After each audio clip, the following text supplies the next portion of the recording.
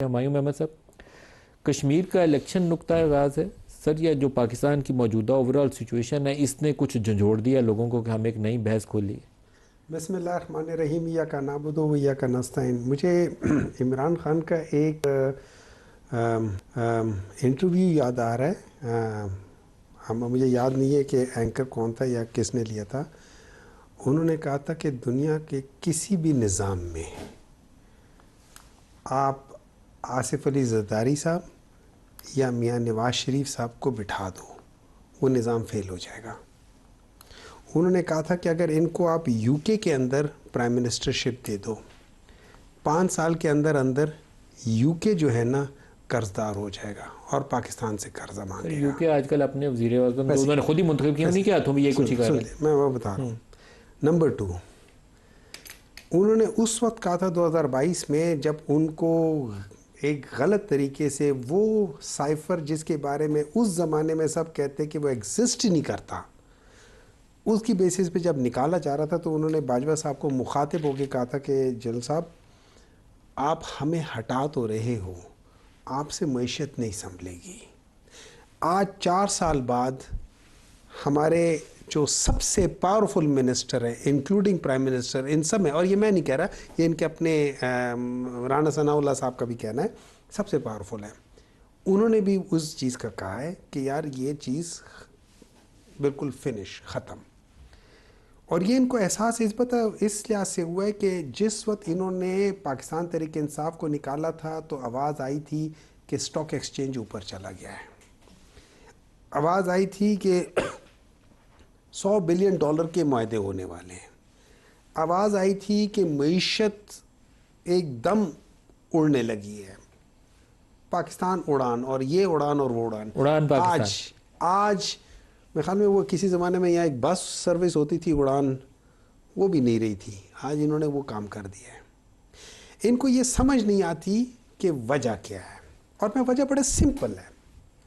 वजह ये है कि अगर आप हज़रत अली रज़ी अल्लाह ताला अन्हो का कॉल सुन लें, ये जुल्म का निज़ाम है, ये चल नहीं सकता, ये अल्लाह ताला का उसूल है, जुल्म का निज़ाम नहीं चल सकता, ये जालिम लोग हैं, ये जुल्म कर रहे हैं, कैसे चलेगा? आप मुझे बता दें, अल्लाह ताला का निज़ाम जब अल्लाह ताला कह रहा है कि जुल्म का निज़ाम नहीं चल सकता, कुफर का चल सकता है, ये लोग कैसे चला सकते हैं जुल्म करके? हसन मिर्ज़ा साहब, आपकी जमात काफ़ी वोकल है इस इशू के ऊपर। कभी इनको कहते हैं ये फॉर्म 47 वाले, कभी कहते हैं 47+ वाले हैं, कभी कुछ कहते हैं। तो ये कोई नई आपके रियलाइजेशन है? 2024 से 2026 बड़ा तवील अरसा लगा आपको यहाँ तक आते आते, अब आपने फॉर्म 47 इनको कहना शुरू किया। तो शर्जील मेमन ने कह दिया ये अपनी नशिस्तें नहीं थे जीते, तो पहले दिन ये एहसास नहीं हुआ आपको? नहीं साहब, एहसास तो पहले दिन का ही था, और मैं तो खुद भी विक्टिम हूँ। मुझे एहसास किसने दिलवाना था? डॉक्टर साहब भी अक्सर प्रोग्राम्स में होते हैं, मैं तो जब भी जिक्र होता है खुल के बात भी करता हूँ और कहता हूँ कि मैं तो खुद विक्टिम हूँ 47 का। मुझे मेरे से ज़्यादा बेहतर कौन जानता होगा। सर, गुजारिश ये है कि हमें इन चीज़ों से थोड़ा सा आगे निकलना होगा। अगर हम इसी चीज़ पे फंसे रहें कि साइफ फला, मैं माजरत के साथ मैं डॉक्टर साहब के मौक़िफ़ को रद्द नहीं कर रहा, या वो ये ना समझें कि मैं कोई PMLN को सपोर्ट कर रहा हूँ। मैं चाहता हूँ कि इससे हमें आगे चलना चाहिए। हम उस वक्त भी ये बात कहते थे कि हमें इलेक्शन रिफॉर्म्स की तरफ जाना चाहिए, इसकी जो शफाफियत पे उंगलियां उठती हैं उसको करना चाहिए, और ये हम कर कहाँ सकते हैं? पार्लियामान के अंदर। आपको बेशक तहफ़्फ़ुज़ात हों, आपको जितने भी तहफ़्फ़ुज़ात हों, ख़दशात हों, आप उस गवर्नमेंट को माने ना माने, अगर तो हमने सिस्टम को बेहतर करना है तो सिस्टम में रह के करना है।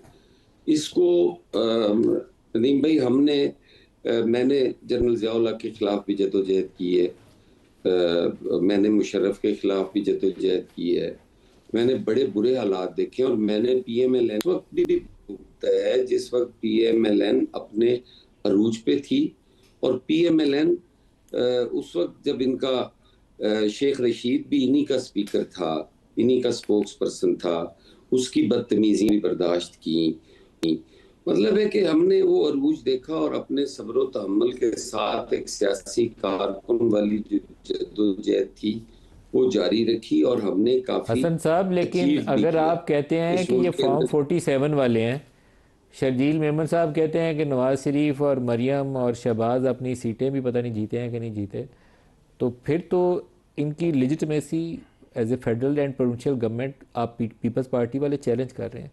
और फिर नए अगर सूबों की बहस करनी हो तो जिनकी लिजिटमेसी आप चैलेंज कर रहे हैं उनको आप ये इख्तियार तो दे ही नहीं सकते कि नए एडमिनिस्ट्रेटिव यूनिट्स के ऊपर वो बैठ के फैसला करें।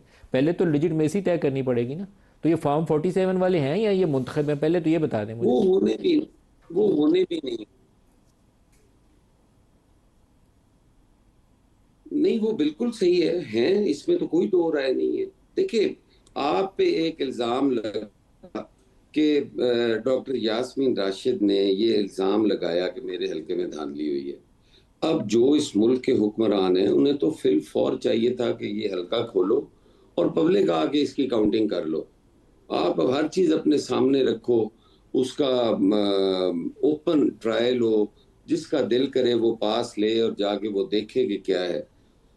इन्हें तो उस पे फौरन कर लेना चाहिए था, नहीं कर पाए। चीजों को अगर ठीक करना मकसूद हो या आपने आप बिल्कुल क्लियर है तो फिर मेरा नहीं ख्याल कि किसी को मौका, डॉक्टर साहब को भी हर रोज इया का नाबुदो वैया का नस्ताइन ना पढ़ना पड़े। फिर सही। इन हालात में हम शर्जील इस मेमन का तरह एक कह दफ़ा ज़रा सकते हैं कि स्टेटमेंट वो दोबारा प्ले करिएगा तो फिर इंतखाबात बैरिस्टर अकील साहब दुरुस्त आ चुके हैं, इनसे भी जवाब लेते हैं। ज़रा दोबारा प्ले करिएगा शर्जील मेमन ने क्या बोला। 2024 के इंतखाबात की तारीख को दोहराया गया कश्मीर के इंतखाबात में।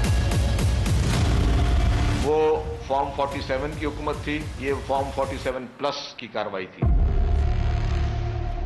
फॉर्म 47 की हुकूमत जो कि पंजाब में और वफाक में इस वक्त हुकूमत कर रही है, जो चीफ मिनिस्टर साहिबा थी या प्राइम मिनिस्टर साहब थे या मियां नवाज शरीफ साहब थे, ये अपनी सीटें नहीं जीते थे। वफाकी हुकूमत की उल्टी गिनती गिनने का वक्त अब शुरू हुआ जाता है। वफाकी हुकूमत पर डाका डाल दिया, पंजाब हुकूमत पर डाका डाल बैरिस्टर दिया, अकील मलिक वीडियो साहब, का जो है वो तो डाका कहते डालने हैं की कि वो नवाज कहते हैं शरीफ कि साहब, मरियम नवाज और शहबाज शरीफ अपनी सीटें ही नहीं जीते, उल्टी गिनती शुरू होगी इनकी। बिस्मिल्लाहिर्रहमानिर्रहीम। मलिक साहब बहुत बहुत शुक्रिया। देखिए, ये 10 तारीख तक जो है तमाम तर बयानबाजी है और जो बयान आ रहे हैं वो एक इलेक्शन कैंपेन का ही हिस्सा है। अब और तो कुछ इनके पास तनकीद करने के लिए है नहीं, क्योंकि कारकर्दगी में बिल्कुल 0/0 सिफर हैं। ये सिंध की का हाल देखते हुए आज़ाद जम्मू एंड वो कश्मीर के आपको अवाम ने सिफर कह रहे कहा हैं, आप उनको सिफर कह रहे हैं। नहीं, सच कौन कह रहा है? सच तो हम कह रहे हैं, क्योंकि जो दिखता है वो बिकता है। और दिख क्या रहा है कि पंजाब में तरक्की दिख रही है, पंजाब में खुशहाली दिख रही है, पंजाब फूल रहा है, फल रहा है। उसके साथ साथ वहाँ के लोग जो हैं वो मुतमईन हैं, तमाम तर सर्विस डिलीवरी वहाँ पे चीज़ें चल रही हैं। जो इनिशिएटिव्स लिए गए हैं, मैं क्या आपको गिनवाऊँ, क्लिनिक ऑन व्हील से लेके जो हिम्मत कार्ड है, जो ग्रीन बसेस हैं, मतलब ये चंद चीज़ें मैंने आपको पीपल्स पार्टी वाले कह दी। कहते हैं कि मरियम नवाज अपनी तस्वीरों के ऊपर ज़्यादा मेहनत कर रही हैं। अमली प्रोजेक्ट्स वो कहते हैं सिंध में ज़्यादा हमने शुरू किए। तो फिर उनसे ये भी सवाल करें कि 18 साल हो गए तो मेहनत यूनिवर्सिटी रोड पे क्यों नहीं की गई? 18 साल हो गए, पीने का साफ पानी कराची के लोगों के पास क्यों नहीं है? बाकी सिंध तो पीछे ही छोड़ दें। फिर उनसे ये भी पूछें कि आप वहाँ पे 47 वाले हैं या नहीं, ये बताएं। हम बिल्कुल भी नहीं है। वो तो हम नाम लेकर उन्होंने कहा कि नवाज शरीफ, शहबाज शरीफ, मरियम नवाज, ये इनके अपने कहते रहे। देखिए, फिर बात सख्त हो जाएगी। बात तो ये है कि अपनी पार्टी के टॉप लीडरशिप को जब इलेक्शन कंटेस्ट करवाना था तो कोई एक बंदा भी मैदान में खड़ा नहीं होने दिया। बिल्कुल बिला मुकाबला करवाया कि नहीं करवाया, मैं नाम नहीं लूंगा। तो नवाज शरीफ से मुकाबला कौन करता है सर? आप नहीं, करते हैं? आप खड़े हो जाएं, आप तो उनके लॉयलिस्ट हैं। वहां पे तो खड़े हो रहे थे लोग। कौन से सर? सिंध में, जहां से नवाज शरीफ के मुकाबले में कौन खड़ा होता है? देखिए, क्यों नहीं खड़े किसी हुए? पार्टी में कोई नहीं, ना इमरान खान के मुकाबले में कोई ना। डेमोक्रेसी का सबक किसी पार्टी में कोई। क्या अता तारड़ साहब जो है वो बिलावल के मुकाबले में नहीं खड़े हुए? खड़े तो हुए ना, मैदान में तो थे। सर, पार्टी की डेमोक्रेसी का जिक्र हो रहा है। अताउल्लाह तारड़ और बिलावल का कहां से मुकाबला आ गया? पार्टी के अंदर इलेक्शन बात कर रहा हूं ना कि पार्टी के नवाज शरीफ के मुकाबले में अताउल्लाह तारड़ को खड़ा कर देते। डाई हार्ड लॉयलिस्ट है ना वो, तो आप ये भी नहीं रिस्क लेते कि तारड़ को ही ना 2 वोट पड़ जाए। नहीं, ऐसी बात नहीं है। देखें, मैं इस तमाम तर मामले पे एक वाज़े तौर पे आपको बताऊं, ये सिर्फ और सिर्फ 10 तारीख तक स्टेटमेंट्स हैं। आप एक जय्यद सहाफ़ी हैं, आपने कई इलेक्शंस कवर किए। इस इलेक्शन के हवाले से सर, इन स्टेटमेंट्स का मकसद सिर्फ डिस्ट्रैक्शन? मेरे ख्याल से इन स्टेटमेंट्स का जो मकसद है वो ये है कि जब आपके पास आपका मंशूर में कोई ऐसी चीज़ ना हो, आप कहें कि हक़ हाकमियत, हक़ मलकियत, कौन से हक़ मलकियत, क्या वहाँ पे लोग मालिक नहीं हैं? वहाँ पे जो बिलावल की स्टेटमेंट वैसे अच्छी थी, आप बुरा चाहे माने, लेकिन वहाँ पे कश्मीर के लोगों को ये सुनना था जो उसने कहा, ये सुनना चाहते थे वो। अगर सुना तो फिर लेकिन रावला कोर्ट पे ना आप बोले हैं तो ना बिलावल बोले, नहीं, लेकिन ये स्टेटमेंट ठीक है एज अ मैटर ऑफ वो पॉलिसी। सुनना चाहते थे यही चीजें, तो फिर क्यों नहीं वोट किया? क्यों फिर वो तरक्की को वोट कर रहे हैं? फिर क्यों वो इंफ्रास्ट्रक्चर को ये वोट तो कर रहे आपका हैं? दावा है ना, वोट पड़ा पीपल्स पार्टी तो कहते हैं ठप्पे मारे हैं, वो तो कह रहे हैं कि ठप्पे तो मारे। बताएं, जो 4 सीटों का बताते थे, जो मीरपुर की 4 सीटें हैं मलिक साहब, मैं बिल्कुल ऑनेस्टली अगर आपको बताऊं, राणा साहब की भी स्टेटमेंट आपने सुनी होगी, उन्होंने कहा 4 सीटों से बात शुरू हुई, हमने कहा ले आए एविडेंस, ले आए, फिर उन्होंने कहा नहीं नहीं नहीं नहीं, ये असल में 3 सीटें थी। उन्होंने कहा चले 3 का दिखा दें, उसमें कहा नहीं वो 2 थी, फिर आखिर में 1 में बात आई और 1 में भी वो सबूत नहीं दिखा सके। सारों का ही रोल है सर, रोला बिल्कुल किसी का नहीं है मलिक साहब। मैं बड़ा ही फेयरली और ट्रांसपेरेंटली आपको बता रहा हूँ, पाकिस्तान मुस्लिम लीग नून ने अल्हम्दुलिल्लाह अभी तक 23 सीटें ली हैं 45 में से, 14 नहीं है अभी इस मुजफ्फराबाद वाले में से। आपकी मेहरबानी है, आपने सिर्फ 23 ली हैं, आपको 43 लेनी चाहिए। 2 सीटें तो देखे ना, जो रेफ्यूजीज की सीटें हैं उसमें से भी तो पीपल्स पार्टी जीती है।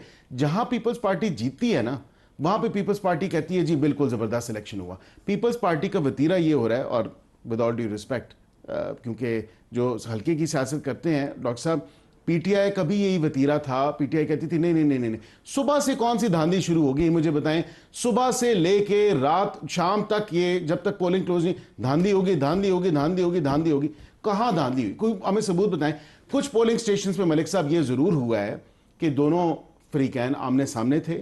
देखें, लोगों की दुश्मनियां भी होती हैं, लोग, इलेक्शन प्रोसेस है। मैं खुद, जब कई पोलिंग स्टेशंस आपके जो होते हैं वो सेंसिटिव पोलिंग स्टेशंस होते हैं, अब उन पोलिंग स्टेशंस पे अगर कोई तू तकरार हुई है, कोई हाथापाई हुई है, उसको उन्होंने कहा जान के हमले हो गए। बेस्टर साहब, लेकिन हमारे पास कोई अच्छी खबर नहीं है कश्मीर के इलेक्शन की ट्रांसपेरेंसी के हवाले से। मैं तो नहीं कह सकता कि बहुत अच्छे कश्मीर का इलेक्शन, मेरे तो ख्याल में वो धांधली ज्यादा इलेक्शन थे, और मैं आपके वोटिंग काउंट से भी देखिए, मैं तो फिर कहूंगा सबूत जो क्लेम है आपका अवाम के सामने सबूत रखें। 2024 का सबूत ये लाएं, इनसे पूछें ये जो फॉर्म 47 कहते हैं, ये फॉर्म 47 का इनसे सबूत मांगे ना, आप मानेंगे? सबूत नहीं लेके आए ना। सबूत तो पाकिस्तान में बस जो पकड़ा जाए वही सबूत है, बाकी कोई यही नहीं बात। अब सबूत, सबसे बड़ा सबूत यह है कि अपनी दौरे हुकूमत में, आखिरी बात करूंगा, डस्का के इलेक्शन में क्या हुआ था, धुंध डाली थी ना खान साहब ने और उनकी पार्टी ने, पीटीआई ने। अपनी हुकूमत में वो सारे बाई इलेक्शन हार गए थे, शायद एक सियालकोट वाली एमपीए की सीट थी वो जीते थे, पीएम, बाकी सारी सीटें हार गए थे। सर ये कश्मीर में हुआ क्या है, पहले आप किस बानी सुन लें। देखिए, जो मुझे पता है कश्मीर में क्या हुआ है, जितना मुझे पता है, सही है गलत है, कोई लोग बताते हैं जो, ये याद रखिए, मैं अयूब मिडिल कॉलेज का ग्रेजुएट हूँ, मेरे साथ के कम से कम 25 से 30 डॉक्टर्स वो हैं जो इस वक्त कंसल्टेंट लेवल पे, बहुत सीनियर लेवल पे डॉक्टर्स हैं, और वो आज़ाद जम्मू एंड कश्मीर में रावला कोट, मीरपुर, किस बाग में, इधर उधर हर जगह पे, खुई रट्टा हो गया सारे, उन सब लोगों ने अपने अपने जगह से अपने अपने वीडियोस बना के भेजे हैं हमारा जो ग्रुप है उसमें, और उसमें उन्होंने बताया कि ये हो रहा है। पहली बात, वहाँ की जो आवाम है वो नहीं निकली है। उसका एक वजह यह है कि वहाँ पे आपने बहुत सारे हलकों में देखे हो कि जहाँ पे जो टोटल ठप्पे पड़े वो, लेट्स से अगर 100 वोट है वहाँ पे, तो 130 वहाँ पे वोट पड़ चुके हैं। अब ये सारा वो ट्रेंड है जो 2024 में भी था। ये जब बात करते हैं कि जी सबूत क्या है, देखिए सिंपल सी बात है, हसन साहब, आप, मैं, अकील साहब, हम चारों एक हलके में लड़ रहे हैं। अब उस हलके के बाद हम सबको फॉर्म 45 मिलेगा, एग्रीड। अब मेरा और अकील साहब के दरमियान में एक फड्डा आ जाता है कि मैं कहता हूँ कि यार मैं जीता हूँ, ये कहते हैं ये जीते, तो हम कहते हैं फॉर्म 45 निकालो। अब अगर मेरा फॉर्म 45 जेन्युइन है तो हसन साहब और आपका और मेरा फॉर्म 45 एक जैसा होगा, एग्रीड, क्योंकि सबके ऊपर एक वक्त में स्टैंप लगता है, और इनका फॉर्म 45 गलत होगा।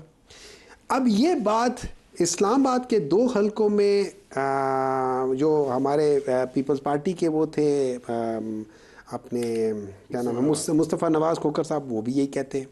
अच्छा, बाकी जगहों पे भी यही कहते हैं। मैं आपके साथ के जो कितने जो एंकर्स हैं, लेट्स से मंसूर अली ख़ान, वो कहते हैं कि हल्का 130 के अंदर वो कहते हैं कि मियां नवाज शरीफ साहब हारे हैं।